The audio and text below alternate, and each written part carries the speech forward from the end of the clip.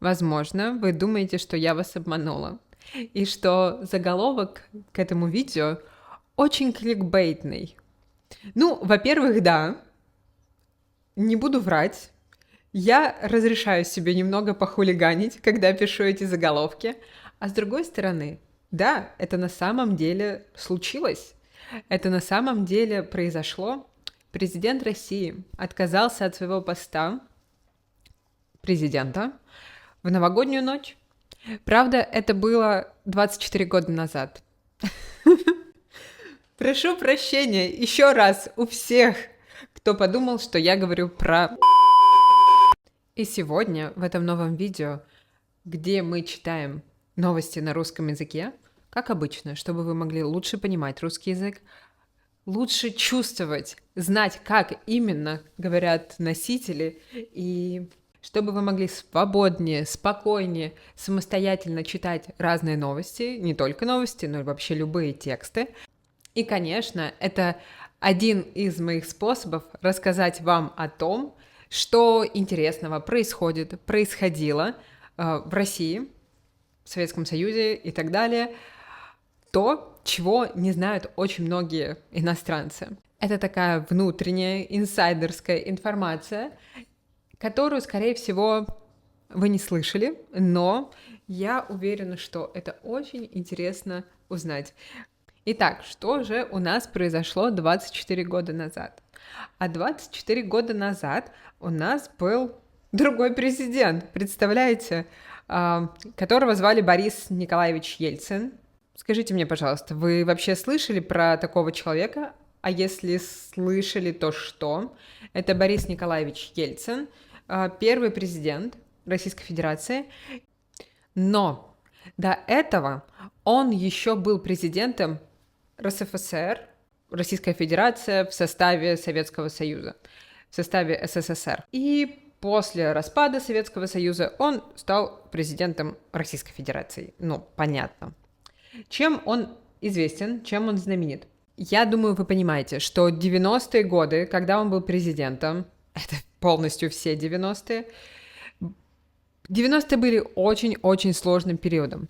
Поэтому очень многие граждане Российской Федерации связывают эти трудности, ну и, конечно, сам распад Советского Союза еще и с ним, что это его вина. Поэтому есть люди, которые его не любят, есть люди, которые его, наоборот, очень уважают, это более либеральная часть.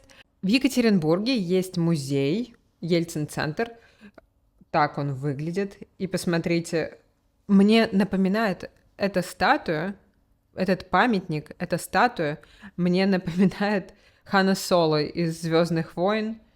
Империя наносит ответный удар. Я думаю, я ни разу не была в Ельцин-центре, ну, потому что когда я была в Екатеринбурге, тогда еще не было Ельцин-центра, но я слышала очень много хороших отзывов. Вы видите, что сроки президентства достаточно интересные. 31 декабря 1999 года. В России у нас есть такая традиция, традиционное обращение президента к народу в новогоднюю ночь. И эта традиция очень распространенная, что обычно происходит в домах в новогоднюю ночь в России. Конечно, люди ужинают, смотрят какой-нибудь концерт, смотрят фильмы, потом в 11, наверное, 50, в 11:55 ночи, за 5 минут до полуночи, все включают телевизор и начинают смотреть обращение президента. Ну, у нас небольшой выбор, конечно, президентов, поэтому последние годы это был Путин, но еще и был Ельцин.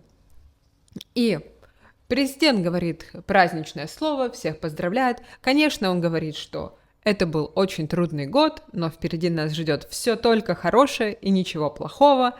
И потом он заканчивает эту речь и начинает бить куранты. Бум-бум.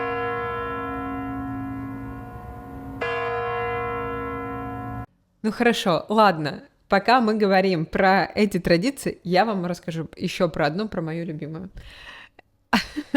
Когда бьют куранты, бум-бум-бум, ровно в полночь, вам нужны бокал шампанского, у меня сейчас нет, Вам нужен листок бумаги и ручка. Или карандаш, неважно. Когда бьют куранты, вы быстро пишете свое желание на этой бумажке, потом ее поджигаете, сжигаете.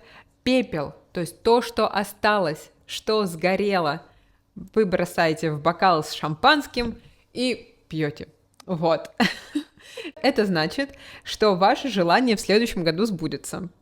Если честно, я не знаю, сбываются мои желания потом или нет, потому что я их просто не помню, но я все равно это делаю каждый Новый год. Так вот, возвращаемся опять.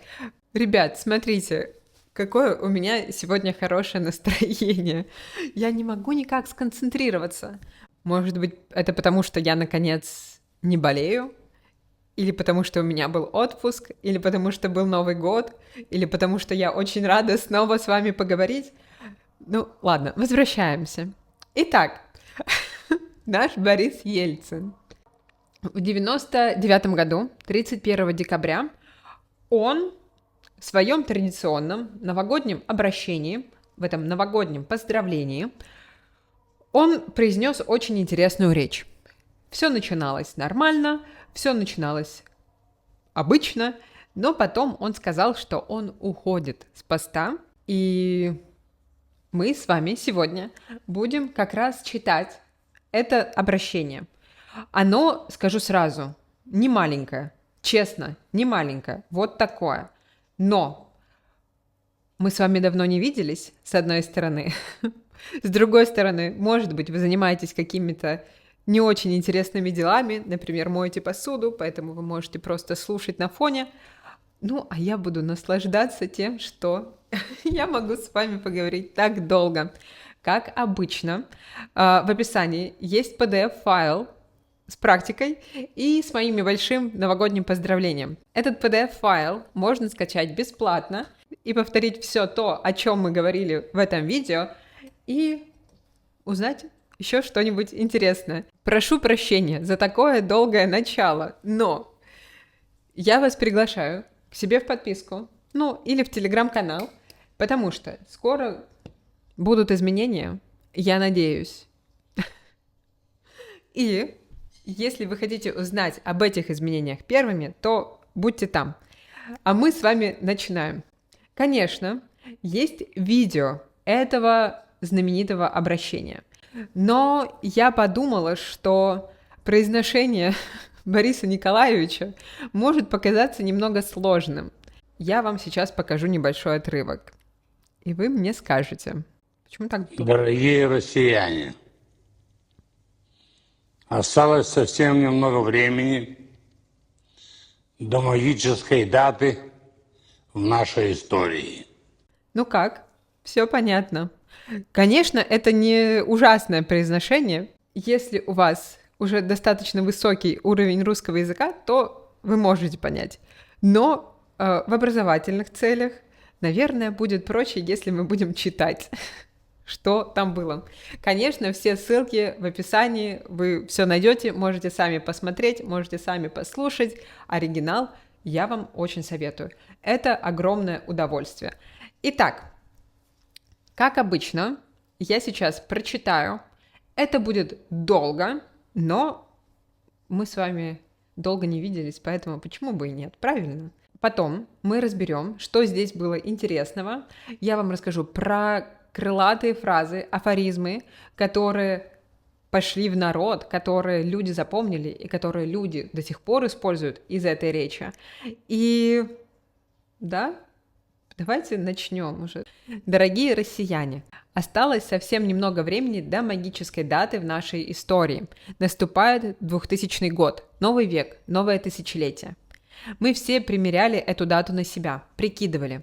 Сначала в детстве, потом повзрослев, сколько нам будет в 2000 году, а сколько нашей маме, а сколько нашим детям. Казалось когда-то, так далеко этот необыкновенный Новый год.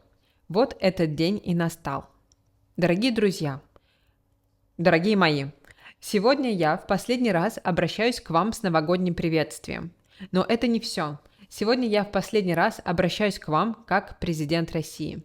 Я принял решение, долго и мучительно над ним размышлял. Сегодня, в последний день уходящего века, я ухожу в отставку. Я много раз слышал, Ельцин любыми путями будет держаться за власть, он никому ее не отдаст. Это вранье, дело в другом. Я всегда говорил, что не отступлю от Конституции ни на шаг, что в конституционные сроки должны пройти думские выборы. Так это и произошло. И также мне хотелось, чтобы вовремя состоялись президентские выборы в июне 2000 года. Это было очень важно для России. Мы создаем важнейший прецедент цивилизованной добровольной передачи власти. Власти от одного президента России другому, вновь избранному. И все же я принял другое решение. Я ухожу раньше положенного срока. Я понял, что мне необходимо это сделать. Россия должна войти в новое тысячелетие с новыми политиками, с новыми лицами, с новыми умными, сильными, энергичными людьми. А мы, те, кто стоит у власти уже многие годы, мы должны уйти. Посмотрев, с какой надеждой и верой люди проголосовали на выборах в Думу за новое поколение политиков, я понял. Главное дело своей жизни я сделал. Россия уже никогда не вернется в прошлое. Россия всегда теперь будет двигаться только вперед. И я не должен мешать этому естественному ходу истории. Полгода еще держаться за власть, когда у страны есть сильный человек, достойный быть президентом, и с которым сегодня практически каждый россиянин связывает свои надежды на будущее, почему я должен ему мешать? Зачем ждать еще полгода? Нет, это не по мне, не по моему характеру. Сегодня, в этот необыкновенно важный для меня день, хочу сказать чуть больше личных своих слов, чем говорю обычно. Я хочу попросить у вас прощения за то, что многие наши с вами мечты не сбылись. И то, что нам казалось просто, оказалось мучительно тяжело. Я прошу прощения за то, что не оправдал некоторых надежд тех людей, которые верили, что мы одним рывком, одним махом сможем перепрыгнуть из серого, застойного, тоталитарного прошлого в светлое, богатое, цивилизованное будущее. Я сам в это верил. Казалось, одним рывком и все одолеем. Одним рывком не получилось. В чем-то я оказался слишком наивным. Где-то проблемы оказались слишком сложными. Мы продирались через ошибки, через неудачи. Многие люди в это сложное время испытали потрясение. Но я хочу, чтобы вы знали. Я никогда этого не говорил. Сегодня мне важно об этом сказать. Боль каждого из вас отзывалась болью во мне, в моем сердце. Бессонные ночи, мучительные переживания. Что надо сделать, чтобы людям хотя бы чуточку, хотя бы немного жилось легче и лучше? Не было у меня более важной задачи. Я ухожу. Я сделал все, что мог. Не по здоровью, а по совокупности всех проблем. Мне на смену приходит новое поколение. Поколение тех, кто может сделать больше и лучше. В соответствии с Конституцией, уходя в отставку, я подписал указ о возложении обязанностей президента России на председателя правительства Владимира Владимировича Путина. В течение 3 месяцев, в соответствии с Конституцией, он будет главой государства. А через 3 месяца, также в соответствии с Конституцией России, состоятся выборы президента.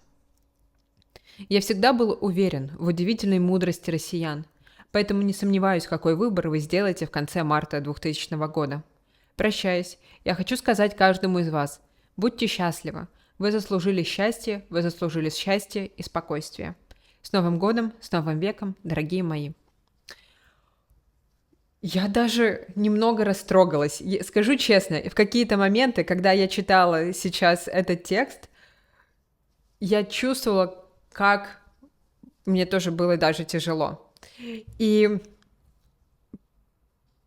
наверное, единственное, что сейчас я хочу сказать по поводу Ельцина как человека, одно из качеств, которое я очень ценю в людях и которое я, наверное, считаю одним из самых важных качеств в любом человеке, это умение признавать свои ошибки, понимание, что что-то ты сделал неправильно, возможно. И здесь, если честно, я это увидела. А сейчас давайте разберем некоторые очень интересные фразы, некоторые очень интересные слова. Я думаю, что в принципе здесь было все понятно. Это не очень сложный язык, он не очень канцелярийский, не очень бюрократический, поэтому просто в этот последний день Нового года давайте проведем время хорошо. Дорогие россияне, Это традиционное обращение Бориса Ельцина. И многие люди до сих пор помнят, как он произносил эту фразу. Вы послушайте, это нельзя просто забыть. Дорогие россияне, То есть это очень характерное, очень специфическое произношение, и во многих пародиях на Бориса Ельцина это самая главная фраза. Дорогие россияне. Осталось совсем немного времени до магической даты. Наступает 2000 год. Новый век, новое тысячелетие. Кстати, вы знали, что это неправильно? Итак, я сейчас включу немного душнилу и зануду, но новый век начинается, и новое тысячелетие начинается 2001 год. А 2000 год — это последний год 20 века. То есть 21 век не начинается в 2000 году, а начинается в 2001 году, потому что летоисчисление начинается с первого года, то есть нет года 0.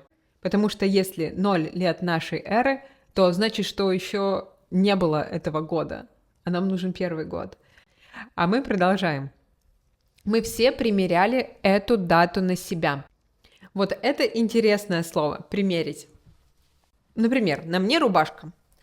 И когда я иду в магазин, чтобы выбрать себе новую одежду, например, новую рубашку, мне нужно какую-то новую вещь в магазине примерить, надеть на себя, чтобы посмотреть, идет ли мне, как размер, подходит ли мне размер, не слишком большая, не слишком маленькая, как цвет, например, как фасон, идет мне, не идет и так далее. И вот примерить — это значит надеть что-то на себя, чтобы посмотреть, насколько это хорошо выглядит.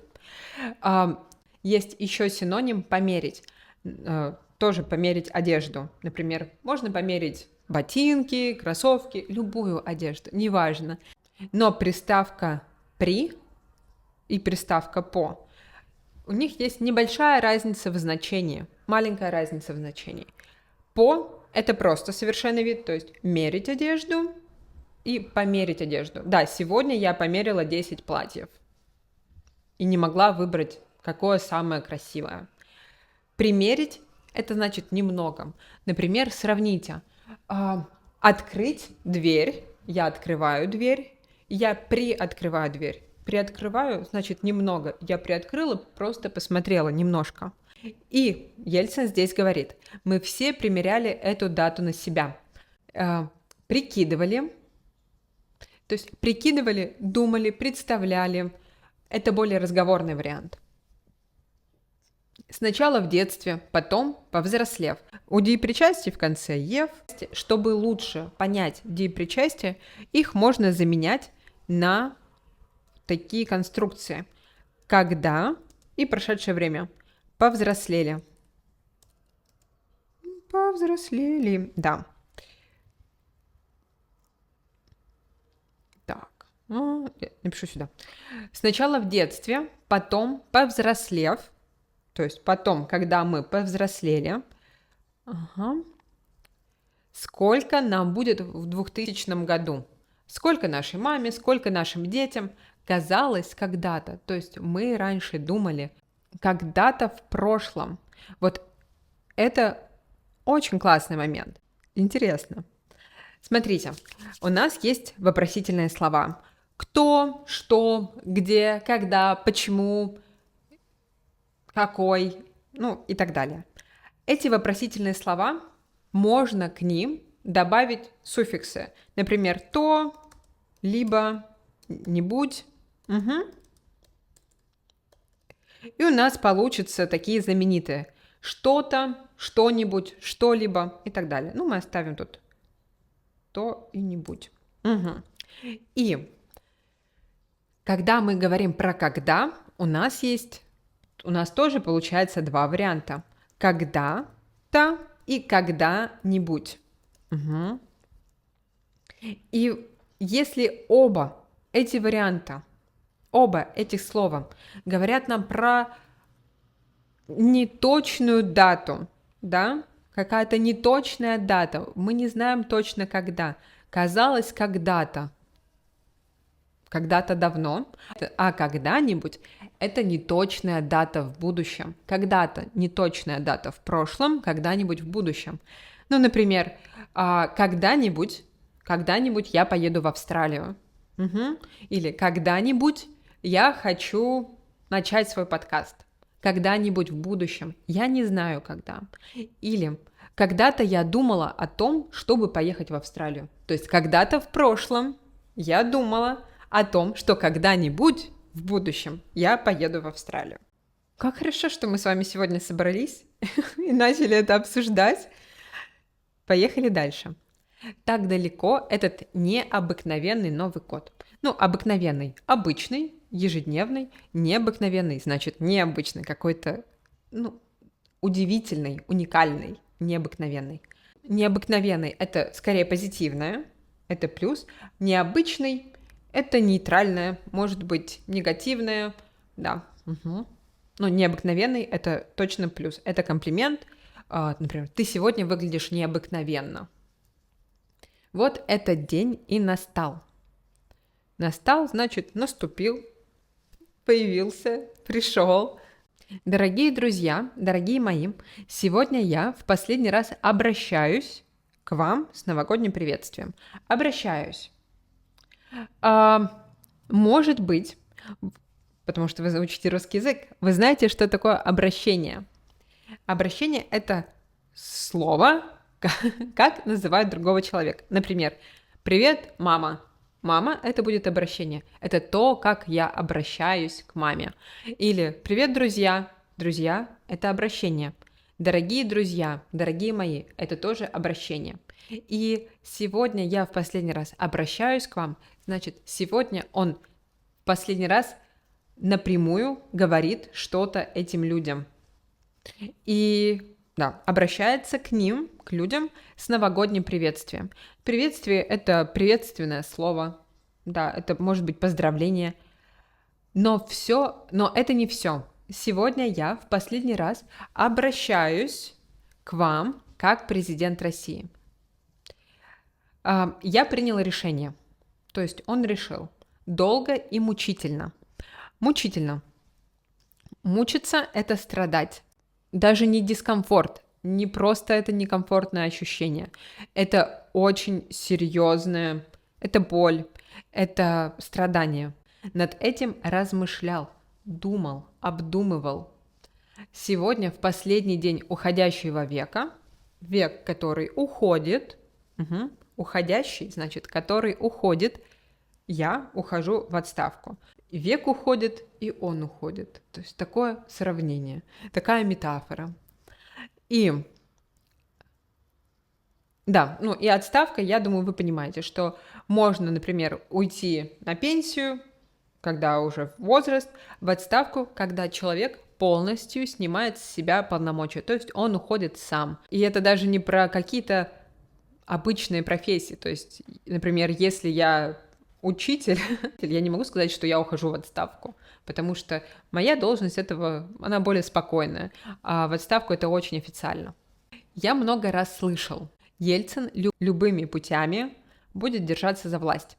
Любыми путями, то есть путь – это, в принципе, дорога, но более точный перевод на английский язык – это way. Любой, можно сказать any way, или every way, тоже, в принципе, любой, потому что каждый. Потом мы смотрим путями, это множественное число, значит, ways, и еще это творительный падеж, instrumental. Самое классическое это в английском языке это by. И мы получаем буквально by anyways, by everyways, то есть любыми путями, значит, любыми способами. Мы взяли, просто перевели дословно, и у нас получилось обычное английское выражение. Более распространенная форма в английском by any means – это синонимы. Будет держаться за власть. Власть — это сила. У человека, например, у президента страны или любого правителя, короля, это power. И держаться крепко, значит, за нее держаться, не отпускать. Да, и он никому ее не отдаст. Власть — это она, и, значит, местоимение тоже женского рода. То есть никому не отдаст эту власть.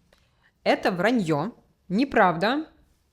То есть люди врут, говорят неправду. Дело в другом. Я всегда говорил, что не отступлю от Конституции ни на шаг. Когда мы говорим снова про разные движения, как мы ходим и так далее, есть такой глагол «ступить», «наступить», «отступить», то есть в сторону. То есть это сделать шаг. Сделать шаг. И как раз вот, один шаг, раз шаг, два шаг, три шаг. И я всегда говорил, что не отступлю от Конституции ни на шаг. То есть как сказано, как там написано, он не идет направо-налево, он все делает прямо как написано. Что в конституционные сроки должны пройти думские выборы. То есть выборы в Думу, в Государственную Думу. Дума — это одна из частей российского парламента. То есть парламент в России состоит из Совета Федерации, я думаю, да, Государственной Думы и Совета Федерации. Так, да, вот эта система власти в России. Кошмар. Ничего не понятно. Ну ладно. Так это и произошло. То есть уже были выборы. И также мне хотелось, чтобы вовремя, в свое время, в правильное время, состоялись президентские выборы в июне 2000 года. Это было очень важно для России. Мы создаем важнейший прецедент. Важнейший. Помните, мы уже говорили про это, что есть несколько способов делать эту превосходную степень. Самый важный, важнейший. Также у нас было, например, умный, умнейший, красивый, красивейший и так далее. Да, самый важный, важнейший прецедент цивилизованной, добровольной передачи власти. То есть, эта передача власти идет по доброй воле, добровольно.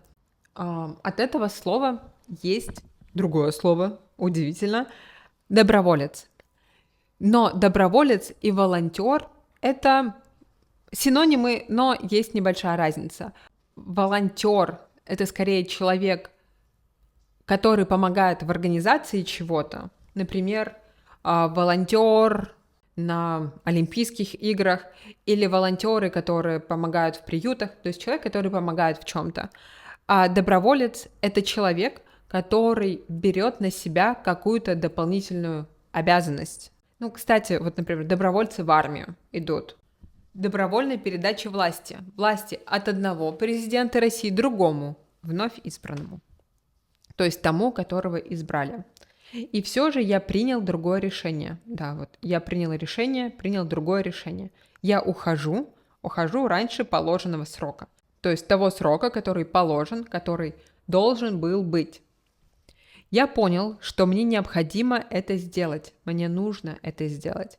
Россия должна войти в новое тысячелетие с новыми политиками, с новыми лицами, с новыми умными, сильными, энергичными людьми. Просто рай для того, чтобы попрактиковать творительный падеж номер 5. Да. Ну, вот вы видите, если бы Ельцин знал, что на самом деле новое тысячелетие начнется в 2001 году, может быть, он бы и не торопился, у него еще был бы целый год. Ну, хотя там были выборы, ладно. Кстати, интересная эта ситуация с выборами, что я помню, я родилась в 92-м году, и на эти выборы, которые были в марте как раз, в 2000 году, мне было, сколько? Получается, почти 8 лет. Может быть, 8 лет. У меня день рождения в марте. И мои родители пошли голосовать, и они взяли меня тоже. И я хотела, чтобы мои родители проголосовали за Ирину Хакамаду. В общем, вот такая женщина, И она мне так нравилась, я так хотела, чтобы мои родители проголосовали за нее.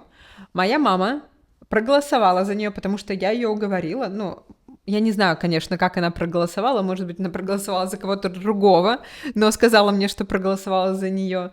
А папа проголосовал за Путина. И я на него обиделась. Я обиделась на своего папу в далеком 2000 году за то, что он проголосовал за Путина. Вот такие дела. Если бы я знала, конечно. Но продолжим. Видите, я тоже думала, что Россия должна войти в новое тысячелетие с новыми политиками, с новыми лицами.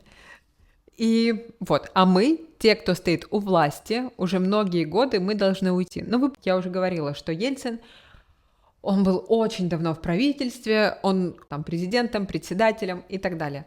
Посмотрев еще одно депричастие, когда я посмотрел, то есть можно заменить, когда я посмотрел, когда я увидел, с какой надеждой и верой люди проголосовали на выборах в Думу за новое поколение политиков, я понял. Кстати, ладно, не буду говорить, я себе запишу, а расскажу вам в отдельном видео, хорошо? Потому что если я буду отступать от главной темы, я никогда не закончу. Так, окей. Так, проголосовали на выборах в Думу за новое поколение политиков. Поколение. Ну, поколение это... Есть поколение альфа, поколение миллениалов, там, поколение это Gen Z, поколение Z, бэби-бумеры и так далее. Это поколение. Я понял. Главное дело своей жизни я сделал. Россия уже никогда не вернется в прошлое. Россия всегда теперь будет двигаться только вперед. Упс. Я не должен мешать этому естественному ходу истории. Смотрите, сколько интересных слов, которые связаны с тем, как мы идем. Тут у нас и наступил, у нас был любыми путями, у нас были где-то отступить, потом мешать естественному ходу истории, то есть тому, как идет история, тому, как развивается история, естественный ход, натуральный. Полгода еще держаться за власть, когда у страны есть сильный человек, достойный, который может быть и должен быть президентом, и с которым сегодня практически каждый россиянин связывает свои надежды на будущее. Почему я должен ему мешать? Зачем ждать еще полгода? Ну, давайте вернемся к этому слову «мешать», потому что это интересное слово. Есть одно буквальное значение «мешать». Например, мешать в салат. Когда, вот у меня здесь маленький стаканчик, если здесь у нас лежит, не знаю, кукуруза, помидор, сыр, оно все лежит по порядку, а потом мы берем и начинаем мешать, смешивать. В английском языке это mix. И вот слово «мешать», то есть значит, когда все по порядку, а ты начинаешь делать вот этот беспорядок. И Ельцин говорит, почему я должен ему мешать? То есть если все в порядке, то почему я должен это все миксовать, чтобы был непорядок? Зачем ждать еще полгода? Нет, это не по мне, не по моему характеру. Сегодня, в этот необыкновенно важный для меня день, хочу сказать чуть больше личных своих слов, личных про себя, персональных, чем говорю обычно. Я хочу попросить у вас прощения. Да, я прошу прощения, я извиняюсь, это все синонимы. И прошу прощения за то, что многие наши мечты не сбылись. Быль – это реальность, да? Сбыться значит стать реальностью. И вот эти мечты, то, чего мы хотели, то, о чем мы мечтали, это не сбылось, не стало реальностью. И то, что нам казалось простым, оказалось мучительно тяжело. Помните это слово? Оно уже было в начале. Мучительно тяжело. Он говорил, что он долго и мучительно размышлял, долго и мучительно думал. А здесь эти изменения стали мучительно тяжелыми. Прошу прощения за то, что не оправдал некоторых надежд. Надежда – это вера вера, что все будет хорошо. Мгм. То есть я знаю, что даже если сейчас что-то неправильно, что-то не получается, у меня есть надежда. То есть я знаю, я хочу верить, что будет 100% хорошо. И у людей были надежды. Они думали, что да, сейчас тяжело, Советский Союз распался и так далее, но Ельцин был их надеждой. У них были надежды, они верили, что этот человек может все сделать правильно. И он говорит, что он не оправдал некоторых надежд. То есть что эти некоторые надежды, но он не сделал, что эти надежды не сбылись у некоторых людей. Они не стали реальностью. И да, некоторых надежд тех людей, которые верили, что мы одним рывком, рывок — это резкое движение вперед, одним рывком, одним махом сможем перепрыгнуть из серого тоталитарного прошлого в светлое, богатое будущее. Я и сам в это верил. Казалось, он думал, что одним рывком и мы все одолеем, все сможем. Одним рывком не получилось. В чем-то я оказался слишком наивным. То есть в чем-то я оказался слишком наивным. Где-то проблемы оказались слишком сложными. Мы продирались вперед через ошибки. Продираться — это тоже идти вперед, но представьте, вы в лесу. И в лесу очень много каких-то деревьев, кустарников, очень высоких и везде. И вы идете просто насквозь, вот так вот. И отодвигаете эти ветки, эти деревья, и вы продираетесь вперед через ошибки, через неудачи. Многие люди в это сложное время испытали потрясение. То есть у них был такой опыт потрясения, это шок. Смотрите, у нас есть слово землетрясение. Ага. Трясение. У нас есть слово землетрясение. Например, было в Турции и Сирии в прошлом году, по-моему, или в позапрошлом году, когда земля трясется. И вот потрясение — это то же самое землетрясение, но для человека, для души. Но я хочу, чтобы вы знали, я никогда этого не говорил, сегодня мне важно вам это сказать. Боль каждого из вас отзывалась, то есть она как эхо была, болью в нем, в его сердце. Бессонные ночи, ночи без сна, когда он не спал, мучительные переживания. Еще раз это слово, очень тяжелое переживание, что он переживал, что он волновался, что он нервничал и думал, и думал, и думал. Что надо сделать, чтобы людям хотя бы чуточку, хотя бы немного жилось лучше и легче. Можно сказать, чтобы люди хотя бы чуточку жили лучше и легче. Но здесь у нас это волшебная структура опять, которая есть в русском языке. Можно сказать, я хочу пить, или мне хочется пить. Я хочу, как обычно, субъект, действие, объект. А мне хочется пить. Хочется — это значит есть просто это чувство, это ощущение, и оно хочется пить.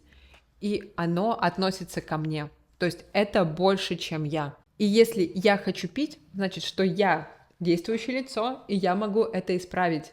То есть я хочу пить, я могу пойти и выпить воды. А мне хочется пить, это значит, что у меня такое состояние, что это происходит со мной. Здесь он говорит, что его задача была, чтобы людям жилось немного легче и лучше. То есть можно, конечно, сказать, чтобы люди жили лучше и легче, это все понятно, это все без проблем, конечно, но жилось легче и лучше, что эта жизнь более легкая, с людьми просто случилось, что это не люди что-то делают, чтобы у них была вот эта жизнь полегче и получше, а она просто есть для них. Вот. Не было у меня более важной задачи. Я ухожу, я сделал все, что мог. Есть очень культовая фраза, Я устал, я ухожу. Я устал, я ухожу. Который вы можете сказать в любом контексте, и которая будет показывать, насколько глубоко вы понимаете русский контекст, российский контекст. Этого обращения, этой фразы «я устал, я ухожу» нет. Но почему-то людям показалось, люди запомнили, что он это говорит в своем обращении. Это, знаете, как эффект Манделы, когда в коллективной памяти есть какое-то событие, хотя этого не было на самом деле. Это один из примеров такой коллективной галлюцинации. Я устал, я ухожу, я сделал все, что мог, и не по здоровью, а по совокупности, то есть по комплексу всех проблем. Мне на смену, то есть его сменят, за ним приходит новое поколение. Поколение тех, кто может сделать больше и лучше. В соответствии, то есть как написано, в соответствии с Конституцией, уходя в отставку, когда я ухожу в отставку, я подписал указ о возложении обязанностей президента России на председателя правительства Владимира Путина. Отлично. Спасибо большое. В течение 3 месяцев в соответствии с Конституцией он будет главой государства. Ну, то есть выборы в марте, он уходит, Ельцин уходит в конце декабря, значит, есть 3 месяца, когда он будет заменять президента. А через 3 месяца также в соответствии, то есть как написано с Конституцией России, состоятся выборы президента. Я всегда был уверен в удивительной мудрости россиян. Мудрость – это ум. В чем разница ум и мудрость? Ум – это скорее про то, что ты можешь прочитать в книгах или выучить в школе, посмотреть какое-то видео и узнать. Мудрость – это тот опыт, жизненный опыт, который у тебя есть. За многие-многие годы, когда ты жил, когда ты какие-то совершал ошибки, и ты учился тому, как жить. И я был уверен в удивительной мудрости россиян. Поэтому не сомневаюсь, у него нет сомнений, он уверен, какой выбор вы сделаете в конце марта 2000 года. Я хотела проголосовать за Ирину Хакамаду. Прощаясь, то есть когда я прощаюсь, я хочу сказать каждому из вас: будьте счастливы. Вы заслужили счастье и спокойствие. То есть своим трудом вы сейчас заслужили свое счастье. То есть вы страдали, у вас все было плохо, но своей работой вы заслужили то, чтобы все было хорошо. С Новым годом, с Новым веком, дорогие мои! Я думаю, что это видео будет уже непростительно длинным, поэтому... Хотя, давайте я прочитаю, наверное. Поэтому...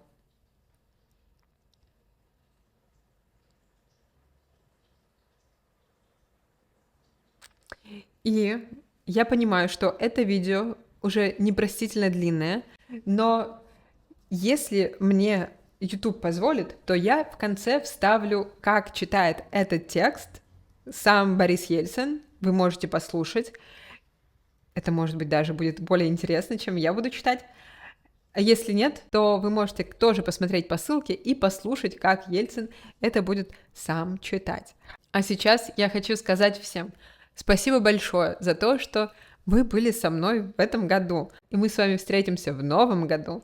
И мы с вами встретимся уже совсем-совсем скоро. Я желаю всем прекрасных каникул. Я желаю всем прекрасной зимы, лета, здоровья.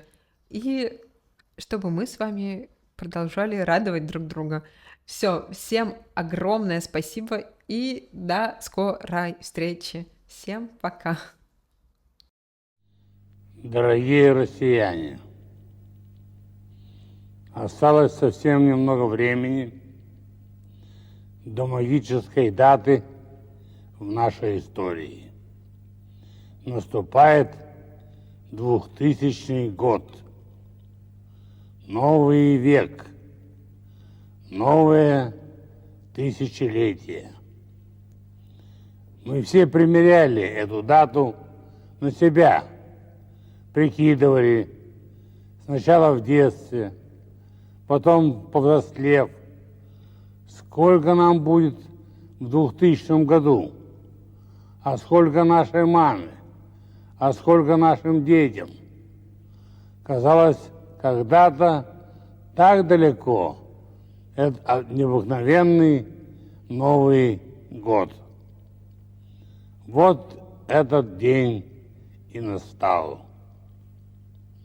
Дорогие друзья, дорогие мои, сегодня я в последний раз обращаюсь к вам с новогодним приветствием. Но это не все. Сегодня я в последний раз обращаюсь к вам как президент России. Я принял решение, долго и мучительно над ним размышлял. Сегодня, в последний день уходящего века, я ухожу в отставку.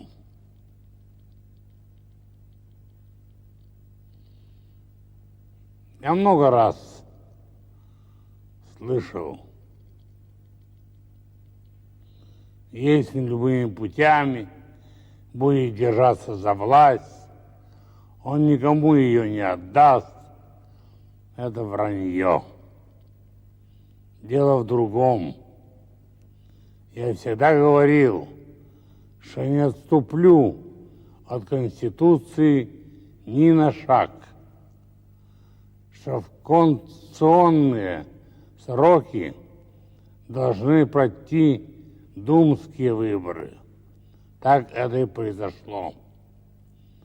И также мне хотелось, чтобы вовремя состоялись президентские выборы в июне 2000 года. Это было очень важно для России. Мы создаем важнейший прецедент цивилизованной, добровольной передачи власти от одного президента России другому, вновь избранному. И все же я принял другое решение. Я ухожу. Ухожу раньше положенного срока. Я понял, что мне необходимо это сделать. Россия должна войти в новое тысячелетие с новыми политиками, с новыми лицами, с новыми умными, сильными, энергичными людьми. А мы, те, кто стоит у власти уже многие годы, мы должны уйти. Посмотрев, с какой надеждой и верой люди проголосовали на выборах в Думу за новое поколение политиков, я понял, главное дело в своей жизни я сделал. Россия уже никогда не вернется в прошлое. Россия всегда теперь будет двигаться только вперед. И я не должен мешать этому естественному ходу истории. Полгода еще держаться за власть, когда у страны есть сильный человек, достойный быть президентом, и с которым сегодня практически каждый россиянин связывает свои надежды на будущее. Почему я должен ему мешать?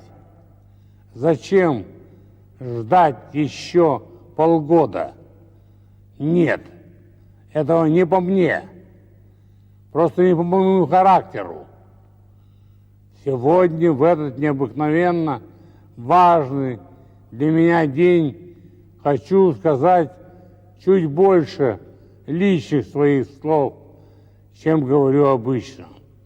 Я хочу попросить у вас прощения за то, что многие наши с вами мечты не сбылись, за то, что нам казалось просто, оказалось мучительно, тяжело. Я прошу прощения за то, что не оправдал некоторых надежд тех людей, которые верили, что мы одним махом, одним рывком, одним знаком сможем перепрыгнуть с серого, застойного, тоталитарного прошлого в светлое, богатое, цивилизованное будущее. Я сам в это верил. Казалось, что чуть поднатужимся и все одолеем. Одним рывком не получилось. В чем-то я оказался слишком наивным. Где-то проблемы оказались слишком сложными. Мы продирались вперед через ошибки, через неудачи. Многие люди в это сложное время испытали потрясение. Но я хочу, чтобы вы знали, я никогда этого не говорил. Сегодня мне важно вам это сказать. Боль каждого из вас отзывалась болью во мне, в моем сердце. Бессонные ночи, мучительные переживания. Что надо сделать, чтобы людям хотя бы чуточку, хотя бы немножко жилось легче и лучше? Не было у меня более важной задачи. Я ухожу. Я сделал все, что мог. Мне на смену приходит новое поколение, поколение тех, кто может сделать больше и лучше. В соответствии с Конституцией, уходя в отставку, я подписал указ о возложении обязанностей президента России на председателя правительства Владимира Владимировича Путина. В течение 3 месяцев он будет главой государства, а через 3 месяца, также в соответствии с Конституцией, состоятся выборы президента. Я всегда был уверен в удивительной мудрости россиян. Поэтому не сомневаюсь, какой выбор вы сделаете в конце марта 2000 года. Прощаясь, я хочу сказать каждому из вас: Будьте счастливы. Вы заслужили счастье. Вы заслужили счастье и спокойствие. С Новым годом, с Новым веком, дорогие мои